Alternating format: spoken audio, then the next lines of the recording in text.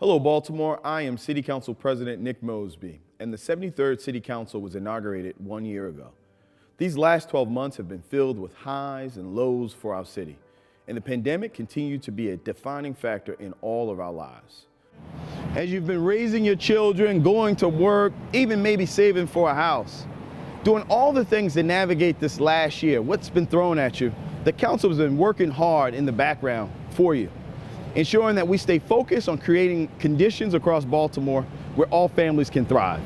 The foundation of this work is built on the ways I've professionalized the council to reimagine our role as Baltimore's legislative branch.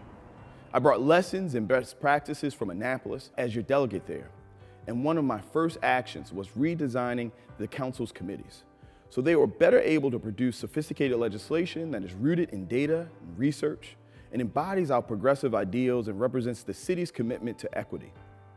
I reduced the number of committees to improve the legislative process and selected subject matter experts to lead each one of them. We've dug in as City Council to really double down on the serious work of using policy to confront the root causes of challenges in our city.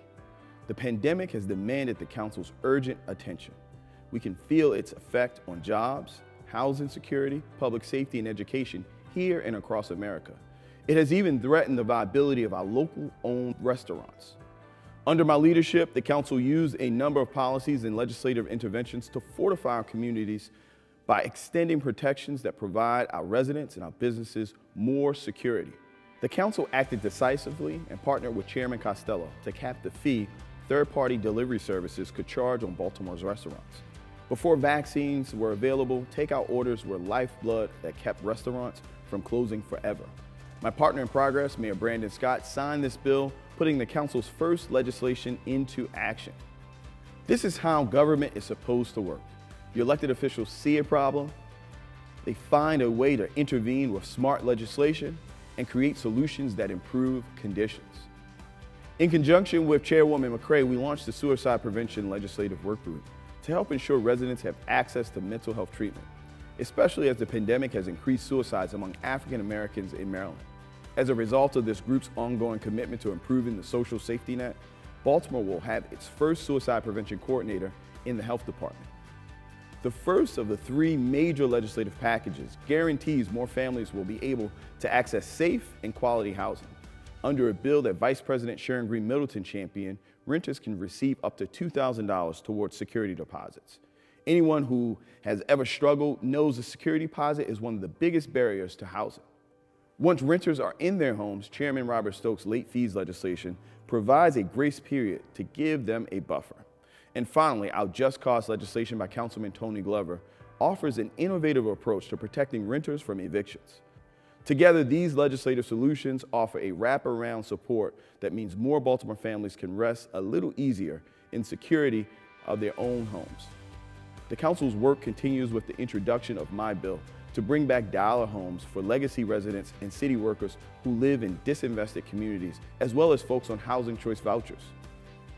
Working with my partners on the council, we also want to create programs that would provide $25,000 grants to help residents pay for repairs on their homes and give $5,000 to seniors at risk of losing their homes due to predatory mortgage practices.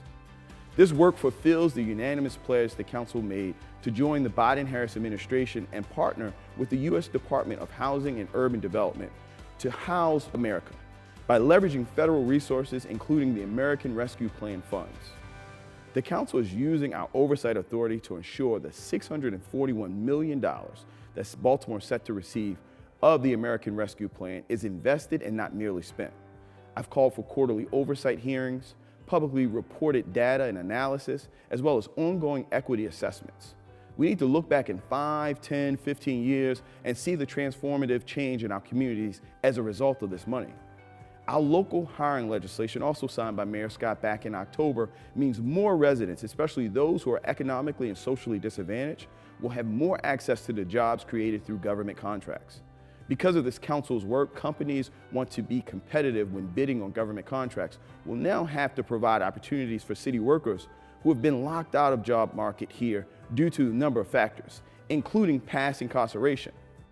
There is so much more that we have to work on behalf of our seniors, our working moms and dads, our children, our scholars, and even those students right here at Coppin State University, to ensure that they are able to be put in the position to meet the challenges of tomorrow while providing the contributions to our future today. Our work to improve environmental justice, the Dante Barksdale Career Technology Apprenticeship Fund, the Baltimore Business Inclusion and Empowerment Legislation Package, and my persistent and vocal efforts as chair of the Board of Estimates to give minority, women, and local-owned companies a better chance of landing government contracts and a true seat at the table. We've done all of this, and we are just getting started. In my first year as your City Council President, I have worked tirelessly to show what's possible. Happy holidays, Baltimore, I love you.